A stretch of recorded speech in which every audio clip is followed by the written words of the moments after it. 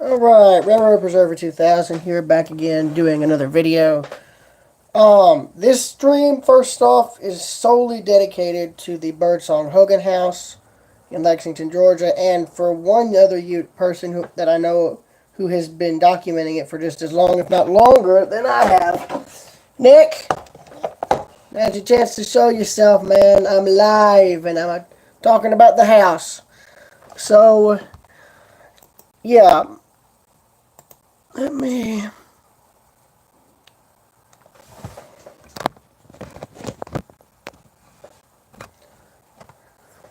Also, I want to thank Nick for the photo that's being used as the thumbnail at today's stream. First and foremost, I've got to get his YouTube channel because credit comes where credit's due.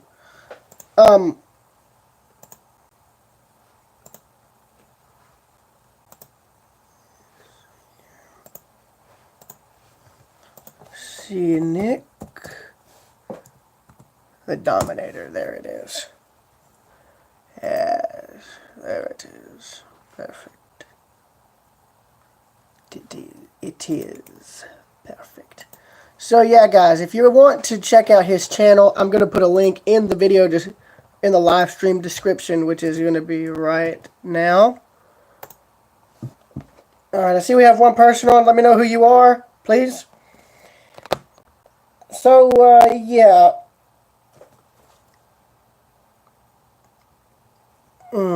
Okay, there's that. Close that out. Go back.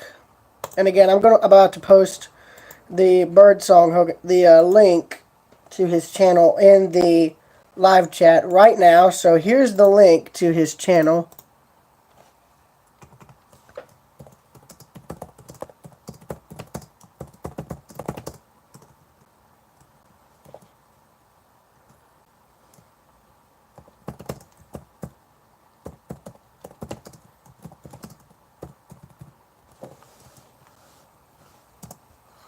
Alright, there's the link. The link to his channel has just been posted. And the link, Nick, if you ever see this video, check the live chat playback because I'm about to post the Discord server link. The link to a Discord server that a fan of my channel made. Alright? If you have Discord, join that server. I'll be able to find you easily, and then you'll be able to find me easily. Just message me once you're in because I'm about to send that Discord server in a few moments. Why is there someone just randomly popping on and off? Like, let me know who you are. That way I can actually get, let me know who you are. Alright. Okay. Alright, here's the Discord link.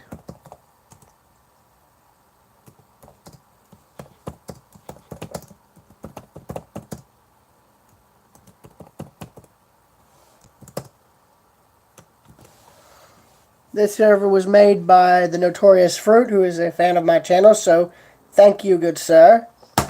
And there's the link to the Discord. So there is Nick the Dominator's channel link. It's the first owner message, and the Discord server for you, Nick, is here. Oh, speaking of which, hold on one second. I need to let him know I'm live.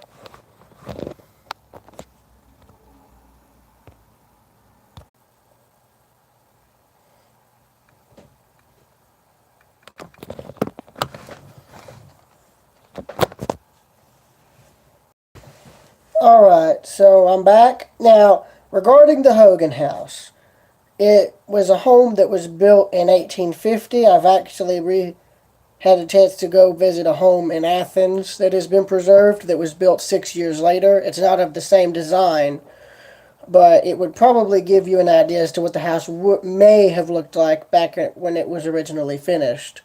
For the last 20 years, though, the home has sat abandoned because the house itself from 1850 to now is almost 170 years old, or almost 180, because The home, if it was still being lived in the 1950s, would have celebrated its centennial in 1950 because that would have made the home 100 years old.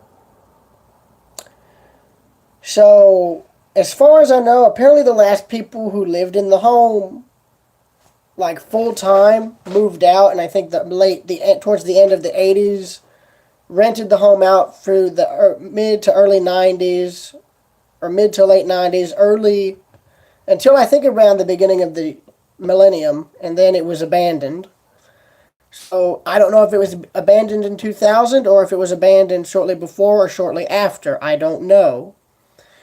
But all I know is that ever since that home was abandoned, it was allowed to deteriorate, and the current property owner never bothered to do anything to either keep the home up, fix it up, or bother trying to sell it. So I do know it apparently suffered some sort of fire damage. I don't know if that was like around 2012 or something, but if it was, that would explain why most of the roof caved in. And that is probably why the roof failed. It was due to fire damage, because I know I've seen this house for years and I've watched it collapse. I remember at one point they had a tarp over the roof, but that's when the roof began to fail. And yeah, like ever since then, the house has lost pretty much its entire roof. And recently, I think the only remaining chimney finally collapsed, and what was left, I guess, of the second floor went with it. And because the backmost wall of the house on the left side and the second floor has collapsed on top of a kitchen that was added on later. And yeah, just the home is sort of entering the sort of, I guess you could say, final collapse stage.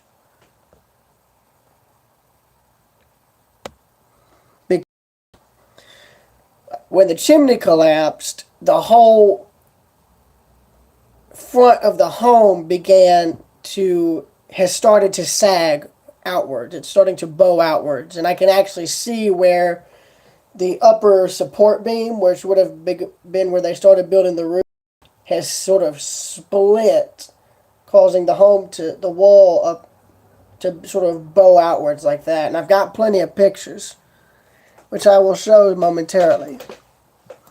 So, Nick, if you're watching this, or if you are able to tune in to this later on after the stream has ended, I think the links I sent should be active. There's a link to your YouTube channel, and there's a link to the Discord server a fan made for me, which I do go on actively.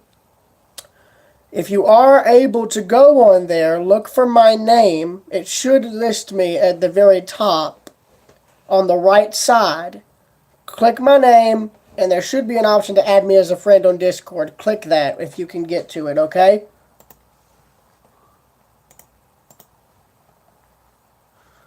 Speaking of which, I'm live. So yeah, regarding the house, let me go into Google Drive and get that open. It's probably going to be difficult with the computer considering there's sunlight pouring in through my window. And that's after I have the blinds and curtains closed, mind you. Yeah. I think Nick is one of the few people who actually has documented the house on video, inside and out, as well as photographing it when the roof started to fail. I know Decay has headed your way as another person, and I think there's a lot of photos of the home when it's abandoned, or after it was abandoned. Nick showed me some of the few photos showing the home when it was lived in, and hold on one second. If anybody is watching this house now has a personal connection to me. A friend of my dad's mother, his name is Mr. Pass, got married in that house. Back in, I think, shortly after its centennial. He was kind enough to give me a picture. Of course, bear in mind, since it was taken 50 or 60 years ago, he looks nothing like he does in that photograph now. He says as he tries to find it. Now, where did I put that? Ow!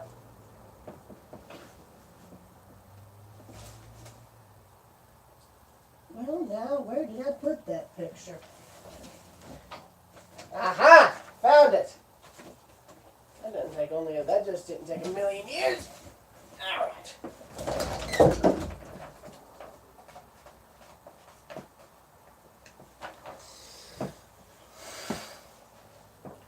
Yeah. Here's the photo. I don't remember the year, but it has literal proof of the home. Now I'm keeping their name censored, so here's the photograph. Right here. And if I look at the description, it says here, this picture was made in the home of Mr. and Mrs. Boyce Hogan of Salem Community. Now, the only Hogan names I know for Hogan are the ones relating to that house and the general store. And if I recall, I think that was sort of the last family, or probably the last of the family that still. I think the later family members of the Hogans were the last ones to actually live in that house full time. I think some still keep the general store up, but they've left the house to basically rot. Which is just so unfortunate. It's just so unfortunate. And the problem is I don't know if it's still owned by anybody or if anyone has even considered trying to own the property for the land involved. So I don't know who to contact concerning if I could actually retrieve anything that's fallen from the house and away from it. Like, for instance, there's a sheet of glass. It was a glass window pane. I found it laying on the grass in front of the house. It wasn't broken, and it actually still had some of the caulking where it was put into the window frame. It was dirty, but it was about like, I don't know, this long and about this tall.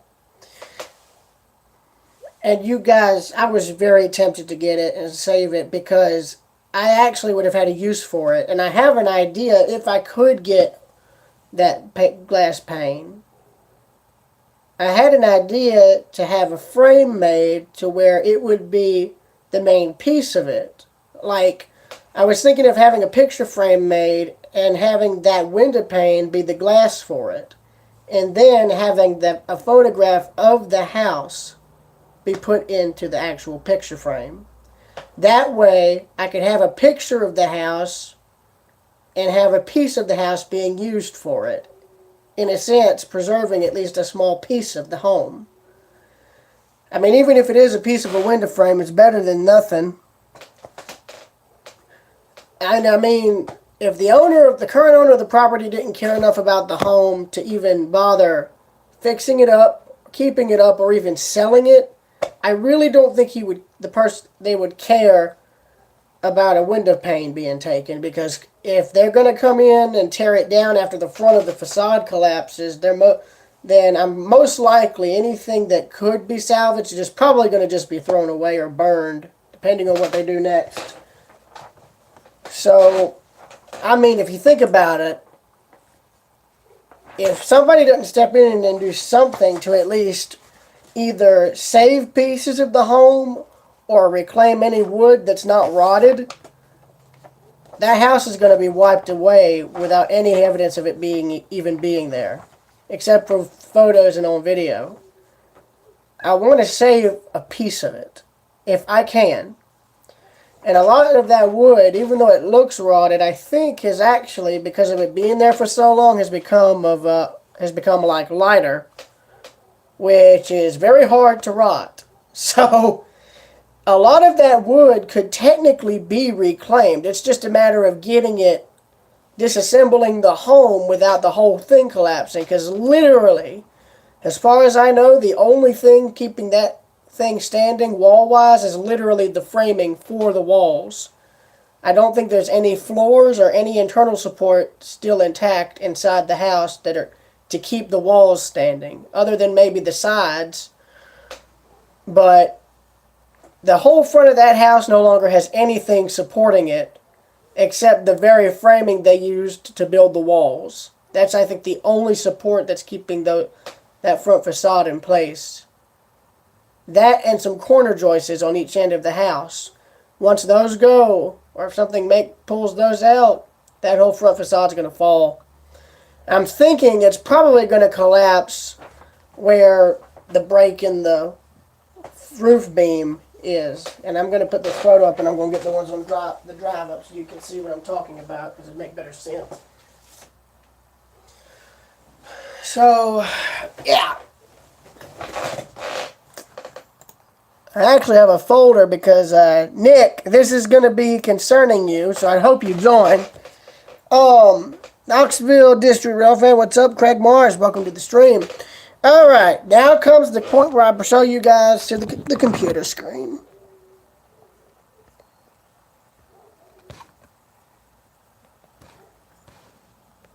Okay, here we go. Now, Nick, if you're on here, or if you've even bothered to show up here, you're going to need to see this.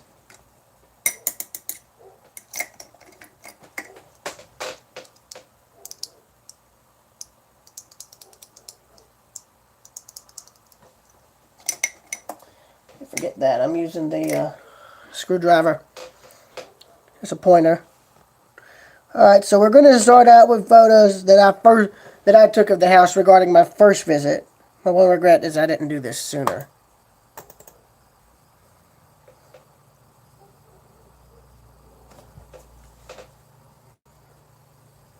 Kevin, I sent Nick a link. He would I exchanged phone numbers, so I was able to send him a link that way.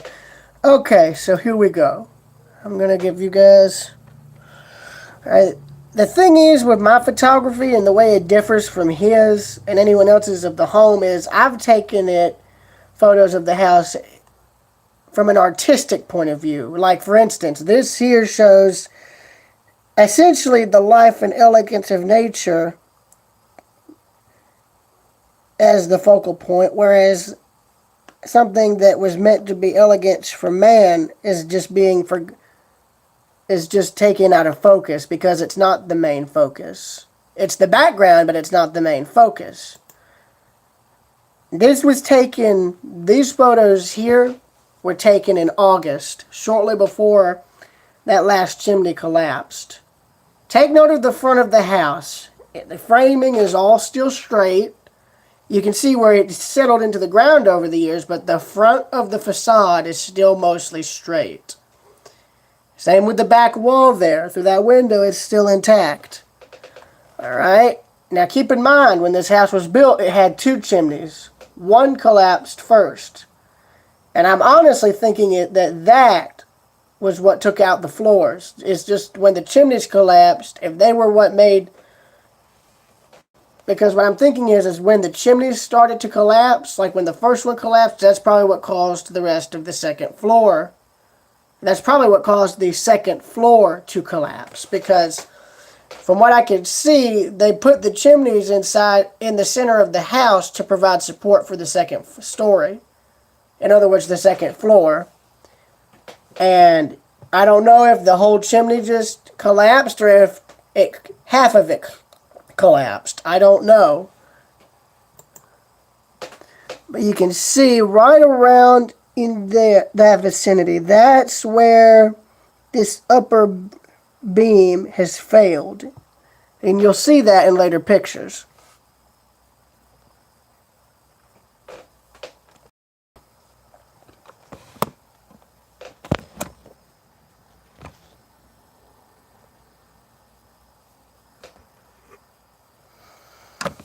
Alright, now...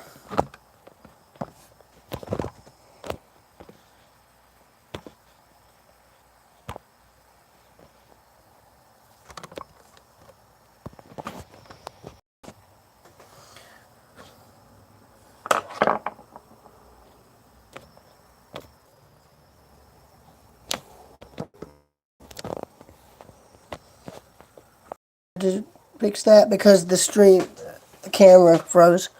Alright, so moving forward, we have the Hogan store, which, keep in mind, was starting to get as dilapidated as the house.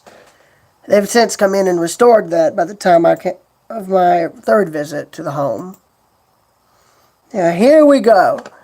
Here's a better view of the house. Now take note. You can see part of the beam through that window there from the back wall of the second floor. That's gone now. That chimney was still standing at the time. So that has collapsed. The whole front has since sagged because you'll see.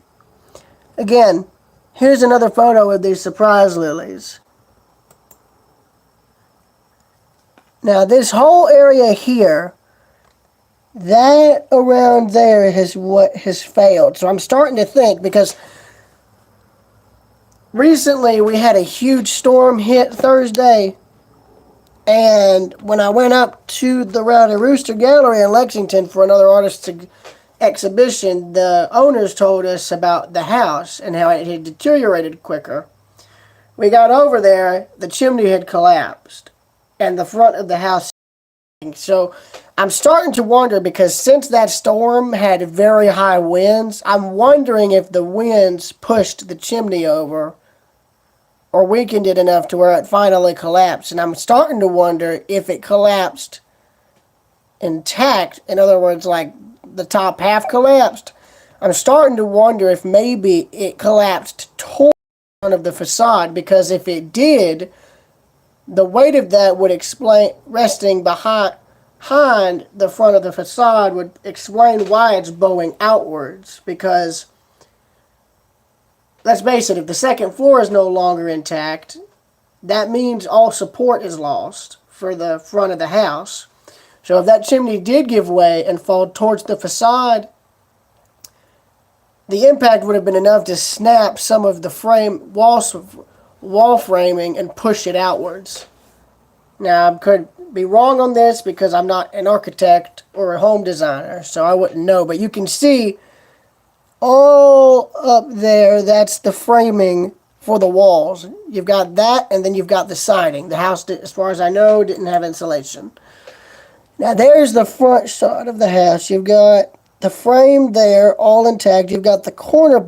Now, there's the corner parts. You've got the corner there, and you've got one there. Now, that was where the overhang would have been. This area up here that doesn't have paint, there and there, that's where the overhang would have been. That was all. When that collapsed, I guess the owners or whoever owned the property at the time came in and hauled that off. Because most of the remaining debris is still there. I've seen it. More surprise lilies. That was taken on the old front pathway leading to the front entrance. Got one closer up, looking up. Again, more debris. That's a side view of the house. Take note, that window is completely covered. When I show you the next photos, you'll see just how much this scene has changed since winter's come around. One of the outbuildings, that's still the same. That was probably the well right there, because there was also a sort of concrete pit beside the home. And I'm starting to wonder if that was a sort of cistern to get water late at one point, because it was flooded when I looked in it. Now, there is the back of the house. Now, I want you to take note of this, okay? Here is the section that has since collapsed. And when it did collapse, even there, when I got there and saw this, it had fallen towards this later addition that was added on, this kitchen addition. It's currently resting on top of the roof. And there's the chimney. And I think right there is also the only remaining roof framing that still was intact on the house right there. That's gone now. That's all collapsed. There's one of the out barns, one of two. That's still there. Like, see, I'd hope they save at least one of the outbuildings. If I had my choice as to what they should save from the house, I would want it to be this barn. I've never seen another one like it as far as its design is concerned. And it's still, from what I can see, structured enough to where it could be moved. And really, it's off the ground. You could literally if you could get like some structural steel I-beams underneath in a sort of hashtag pattern on either rolling hydraulic jacks or something, you could probably cut it away, these supports away, and move it, like you could relocate it or something, which would be nice. If you can't save the house, I mean, the least you could do is try and save one of the outbuildings. Now that concludes this series of photos for the Hogan house regarding my first visit. Now you will see my second visit photographs. There's the film clips. Those aren't going to be... Sorry, no spoilers. Now here you can see just how much has changed in just a few months between when I took those first photos and now. You can see the Hogan store has since been restored, but the house is a whole different story. The chimney is gone, the vegetation is gone, and the house is starting to, this front facade is bowing outwards. That's where I was pointing. Actually,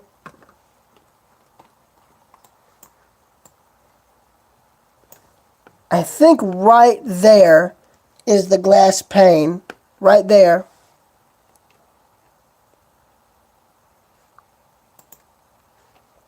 Now here's a better view of the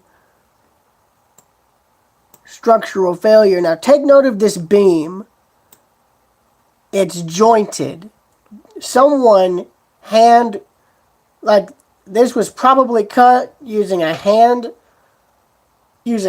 saws, and you can tell it was probably straightened by using axes, because you can see how it's not exact.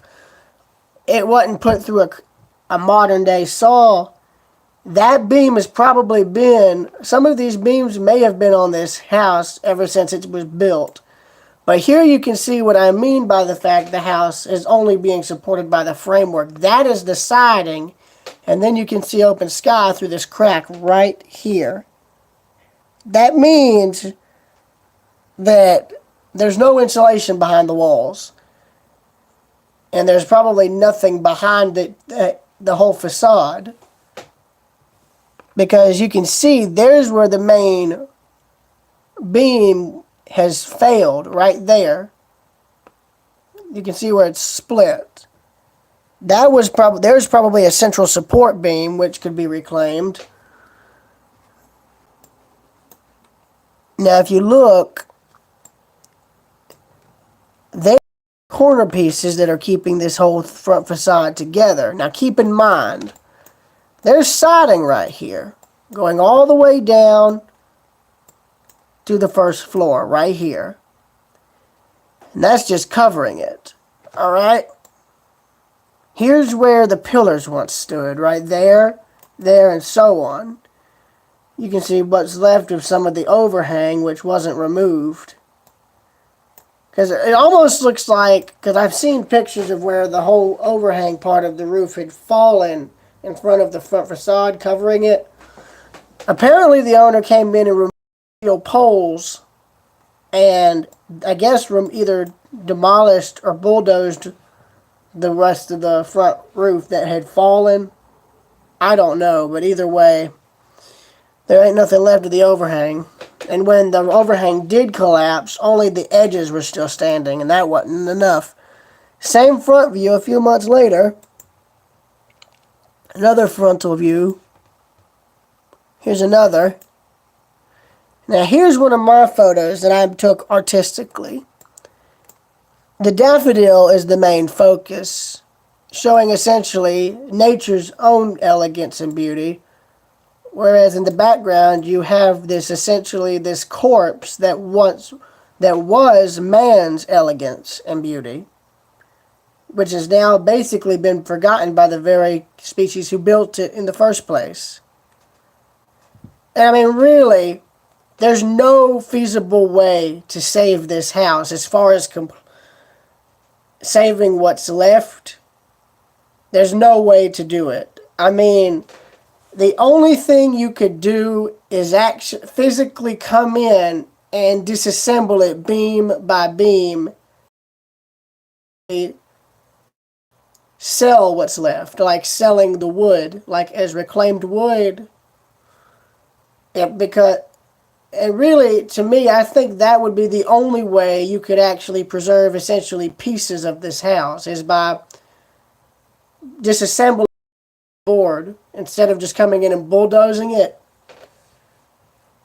Because really, the only way someone would be able to save this house is literally by rebuilding it from the ground up, using all new materials, and maybe just having them reproduced in the way they would have been made when the house was first built. Because as you can see, if a home doesn't have a roof, it ain't going to be standing for much longer. Well, the fact this one has been standing for close to 10 years without a roof at all, or even a second floor, is remarkable enough. Now, here's a view where the daffodil is out of focus and the house is. Again, you can see where the front has bowed outwards, and it almost looks like that one beam has bowed, that's what makes me think why I was talking about the chimney. Why would only that spot be bowing outwards instead of the whole facade? If it were bowing outward, if the whole thing were bowing outwards, then both of these main structural beams here and here would be bowing outwards, not just one. So I'm starting to wonder if that storm pushed the chimney, like the top half of it, over towards the facade, and it ended up coming to rest behind this part of the front facade, and the weight of it just pushed it outwards. Either way, I don't know if that's what happened. I haven't bothered going into what's left to find out, and don't think I'm going to. I don't want to get arrested. Alright? Besides, even if there is no second floor, there's still plenty of debris hanging around that could fall at any given time. There's my one black and white photo I took of the house. Basically, it was just a color photo that I went back and made into black and white. Here's that same photo. Now take note. I didn't know this until I was out filming. There's a bee's nest right there. And probably one further up, but it's, well, not further up, but yeah, there's one right there. Sorry, I had to stop the stream temporarily. I'm back. Now, take in mind, here is the other corner point. That's what kept, I guess, the internal beams keeping the corners of the house together, protected from the elements. You can also see the balcony. The front facade is bowed out in a way to where now, if you look at it from this angle that I looked at when I took this picture, you can't see the rest of the facade towards the other end. That's how bowed out it is. And you can see even the balcony has been warped by that. And you can see how it's pushed, the whole frame is pushed outwards. Now, right there, I think must have been where parts of the chimney landed, because that's a lot of weight coming towards the wall. And if it landed with the force I'm thinking of, that's probably why it's bowed out, is that the chimney fell intact. Here's the side view of the house. Now, there's part of the old cover for one of the windows, and you can see just how much debris is in there. That is why I don't want to go inside the house. That's the exact reason for it, because I don't have any kind of protective gear. I don't have any hard hat. I don't have any boots. So I don't want to risk going in there and getting my foot impaled or my head cut open, broke open. That's something I don't want to do, okay? Same outbuildings on a different day. Different lighting, I should add. Now, here is the extent of the damage, okay? As you can see, the chimney's gone. Some of the upper siding has failed. You can see there's where the whole thing gave way. So I'm thinking that was due to what was left of the second floor giving way. In fact, you can see right there's where a wall would have been. Where the drywall is split, that's where a wall would have been. That is what makes me think when the chimney failed, the rest of the second floor failed, and that's why this is outwards, because I didn't realize the damn stream is froze. Hold on 1 second, y'all. Hold on, y'all. I'm so sorry. I'm so sorry. I'm back, y'all. And I've got an ice pack to try and keep this thing from going, like, into meltdown mode. So, I'm going back to the Hogan house here. Alright? This is mainly for Nick. Any of y'all who aren't really interested don't have to watch.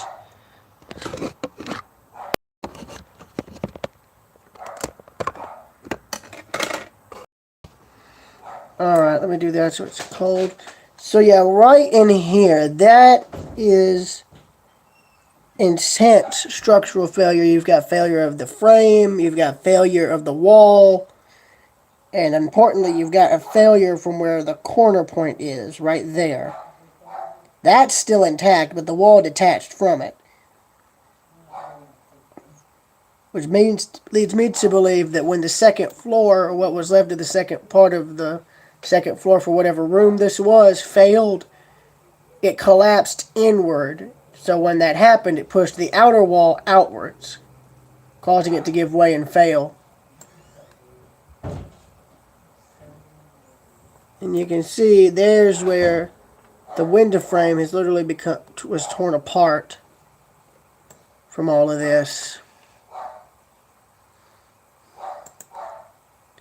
There's the outbuilding again, unchanged. And the reason it's still here, I think, is because of the fact it's got a tin roof. That's probably the only thing that's going to end up saving it until either the nails holding the tin give way or until the supports give out. It's probably going to be one of the two, as you can see, because that looks like serious termite damage. There's a panoramic shot I did of the property towards the back. I couldn't do one of the front due to the light. Another photo of the front of the house. Took a lot of frontal photos. And that concludes the second visit.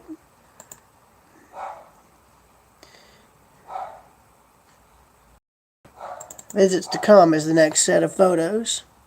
This is the last time I went back to photograph the home.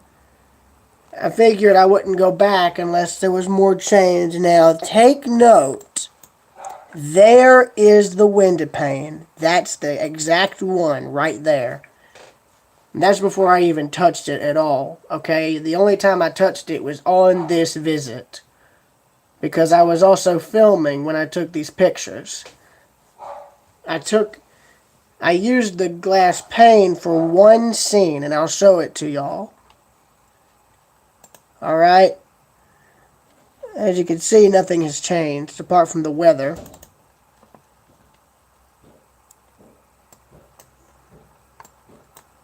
This here is my favorite picture, because you've got the daffodil as the main focus, and it's wilted. Which essentially is the same for what's left of the home.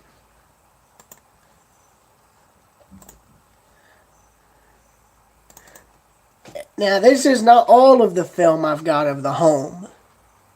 It's what I want to do with it is do a complete cinematic tribute to the home. I've already got ideas in mind. Here is the clip where I used the glass pane. I set my camera on a rock and I put the glass pane in front of the rock, and I had to be careful to not break the glass. I didn't want to break it. Only use it. You can see, though, how dirty it is. If I could get it, I would most likely clean it up. But I like that, though. It gives it character.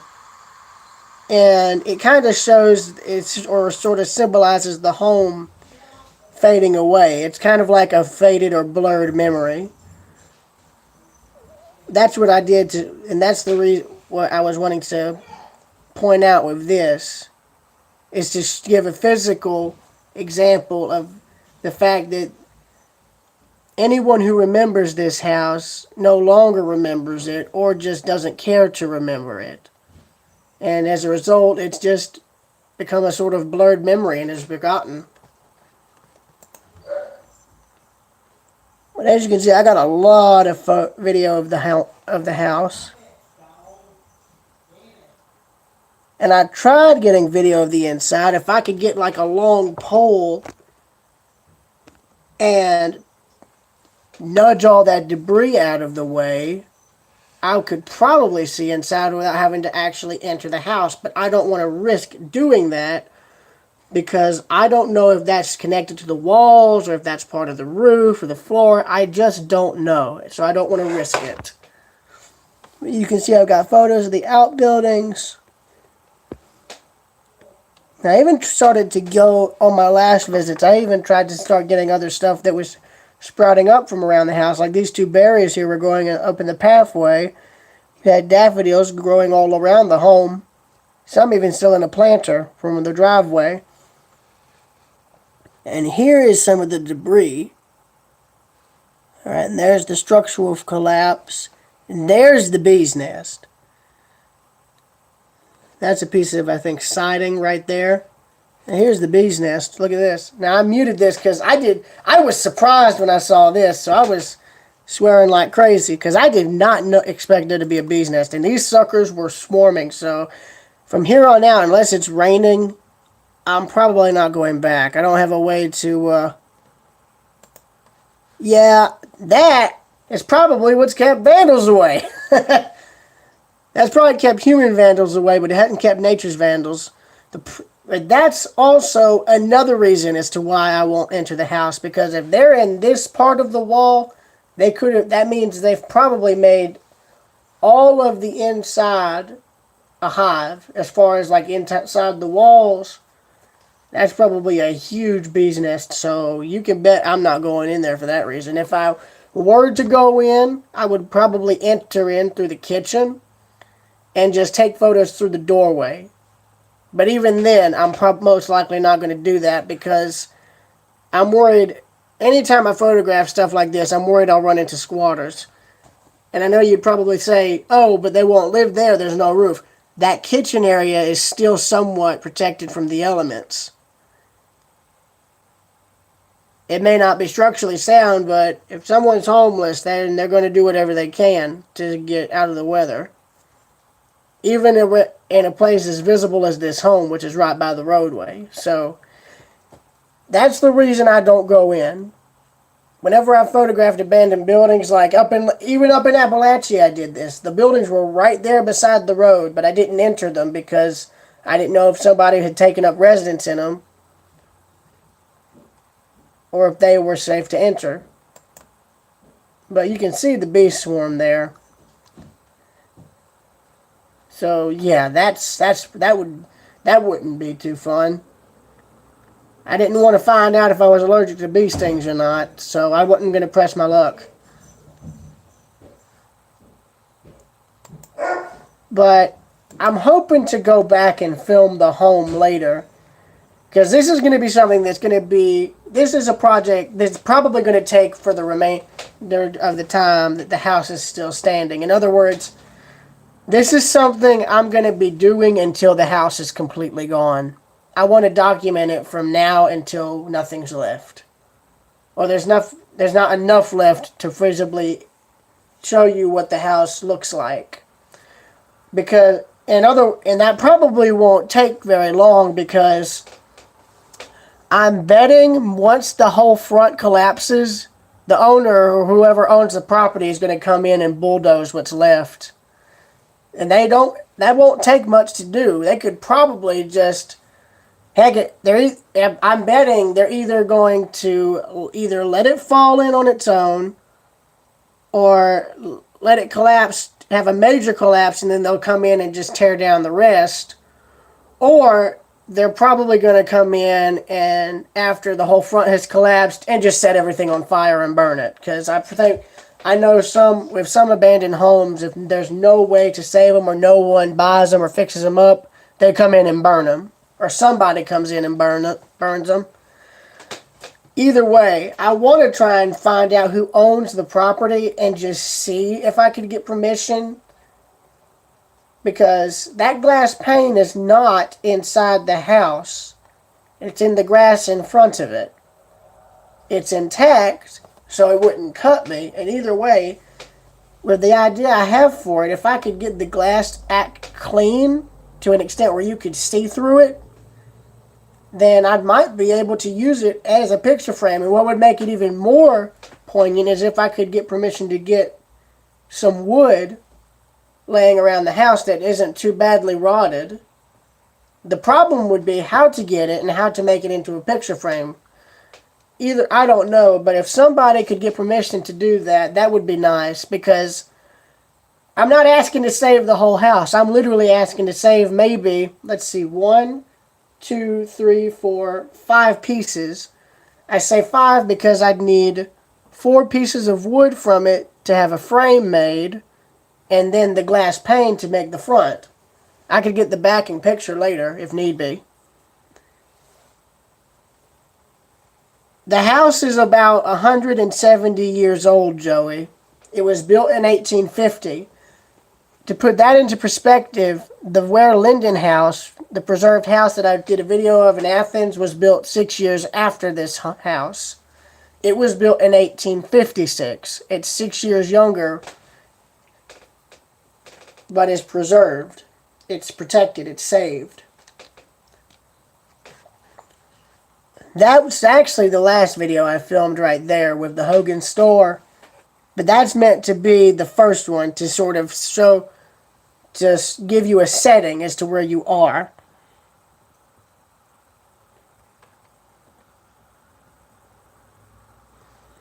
But this is all meant to be cinematic film. It's hard for me, though, whenever I'm over there to keep the camera still, whether on a tripod or not, because I do get creeped out. Not like supernatural-wise. I'm just worried that somebody driving past will think I'm up to no good and call the police, even though I've gotten permission to photograph and film the property exterior-wise. Or I'm worried I'll run into a squatter and have to run for my life. I wouldn't care about the camera then. If I could just get the memory card out, I'd be running. Believe me, I would be running.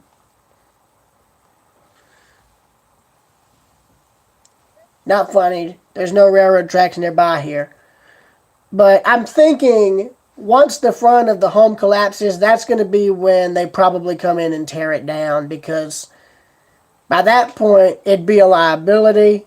It already is a liability, but by then, it'd be open to just about anybody, and I know the owner does not like people going into the house. In fact, one urban explorer who did go in ended up being escorted out by the local sheriff, so that's fun.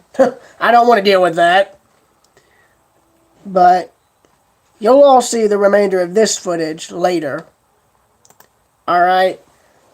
But that's literally it for the house as far as photos that I have. However, Nick sent me pictures of the home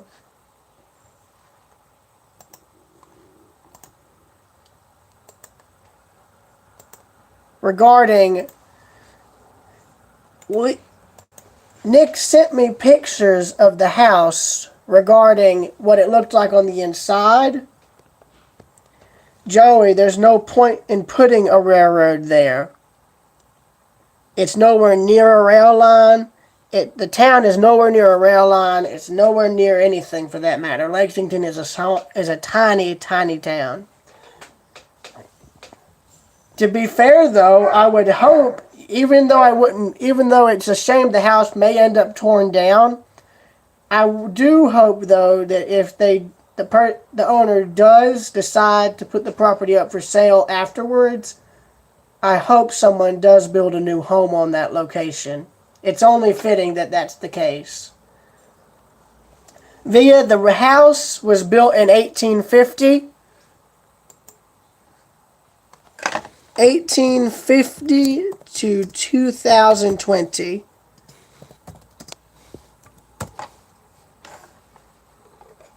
A 170 years. There's your answer. The Hogan house is almost 200 years old. If it can hold up for at least 30 more years, it'll be 200 years old. And that's if they don't tear it down. That's if it's left standing, despite losing the whole front facade. Like, to be fair though, if they could, technically, every time I'm over at the Rowdy Rooster, I want to ask them if they could talk to the owner about possibly considering the idea that I have regarding the disassembly of the entire house. Like, what I mean by demolishing it board by board is taking it apart piece by piece, board by board, section by section. In other words, like, basically, it's hard for me to explain. What I'm trying to say is, like, if the home can be... It's basically... It's hard for me to explain. I can't get this into words. What I'm trying to say is like, what I mean by them disassembling the house is, like, I've seen this, there's a antique store in, kind of, yes, kind of. But what I'm referring to is kind of like this, like them coming in and taking the house apart board by board, kind of like that, instead of like whole sections. I mean like them coming in, basically detaching all of the wood, like taking off all the siding, taking off all the windows, basically like taking it apart piece by piece, kind of like this, not in like huge sections like this, because that'd be difficult to transport and difficult to move without it falling apart. What basically what I mean is, by what the guy in Carlton did is he went to where there was old houses that he got permission to take apart, and he would take the entire house apart board by board and resell the wood as reclaimed wood, and he'd save everything right down to the nails that held the house together. Yeah, like exactly like that, yes. But I'd ask them about that, because it'd be better than the home just being completely torn down and splinters and then just taken hauled off truck by truck to a landfill or burned. If they could come in and look at and catalog what wood could be saved from the house or could be reclaimed from the house, they could make a lot of money off of it, because some of that wood, it looks like it's been in that house since the day it was built. And I'm talking about the main support beams. Those look as old as the house. If those can be saved, I bet they'll go for a lot of money. Because reclaimed wood is actually something that's really popular right now. With a lot of people who are into home design and furniture design, that stuff makes a lot of money. And to be fair, the idea I had with the picture frame is an example of that. Using parts from the home for another use or another purpose. But the purpose I have is for artistic purposes and meant to essentially preserve part of the house in an artistic kind of standpoint. I mean, if I could just get the glass pane, that'd be enough. I could have a frame made to go around that easily. Because there's a shop in Athens that does make custom frames. It's expensive, but they can do it. It's just a matter of getting the actual window pane itself and cleaning it up enough to where you can actually see the picture that's going to go behind it. Because you can fit a decent-sized photograph there. With the size of the window frame or window pane, you can fit a decent-sized picture behind it. I can tell by looking at it. It's just a matter of getting permission to retrieve it. I don't like stealing, and I don't steal, but the problem that I'm currently facing regarding this idea is that I don't know who owns the property at the present moment, and I don't know how to contact said owner if someone does own it. Even if I was, I don't know how I'd be able to get the words out in the right way to actually convey what I was wanting to do. It'd probably be better if I could ask them to come down to the property. There's nothing left to refurbish in the house. The only thing left is literally all four walls. None of the interior walls or floors remain. That's all rotted away and collapsed inside the house. The house collapsed into itself, essentially. In fact, Nick sent me pictures of the house, some of the very few photos of the inside. I'm going to stop the stream and get them into Google Drive on this thing, into this folder real quick. That way you can see them.